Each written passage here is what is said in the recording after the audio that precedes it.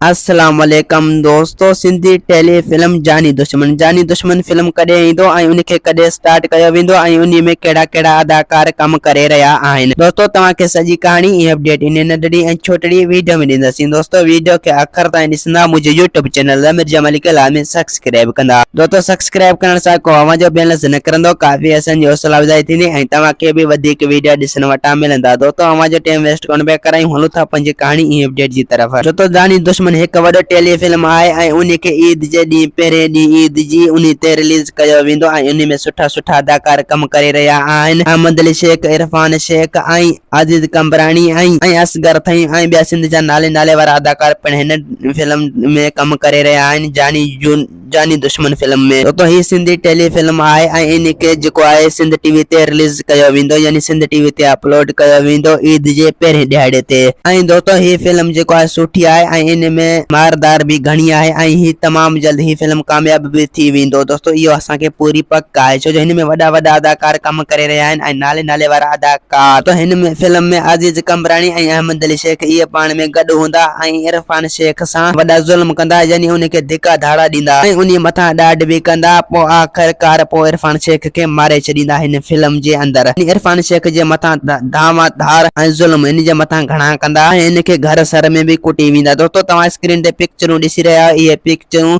इन फिल्म जूं आहिनि जंहिं फिल्म जो नालो आहे जानी दुश्मन। तो जानी दुश्मन हिकु वॾो टेली फिल्म आहे, तमामु ज़बरदस्त फिल्म आहे ऐं दोस्तों हिनखे ईद जे पहिरें ॾियारे ते रिलीज़ कयो वेंदो ऐं हिन जी तमामु तेज़ी सां शूटिंग हली रही आहे। तमामु जल्द ही फिल्म जेको आहे मुकमिल थियण वारो आहे। हिन फिल्म खे मुकमिल करे ऐं पोइ हिनखे एडिटिंग वग़ैरह करे ऐं हिन में साल ॿार लॻाए पोइ ईद जे पहिरें ॾियारे ते हिनखे अपलोड कयो वेंदो जानी दुश्मन टेली फिल्म खे। तो तमामु ज़बरदस्त फिल्म आहे। दोस्तों उम्मीद त कहाणी आई हूंदी तव्हांखे पसंदि। असांखे ॾींदा हाणे इजाज़त, वरी तव्हां सां मिलंदासीं के नई ईंदड़ वीडियो में। जसी ताईं पंहिंजो ख्यालु रखना। खुदा हाफ़िज़।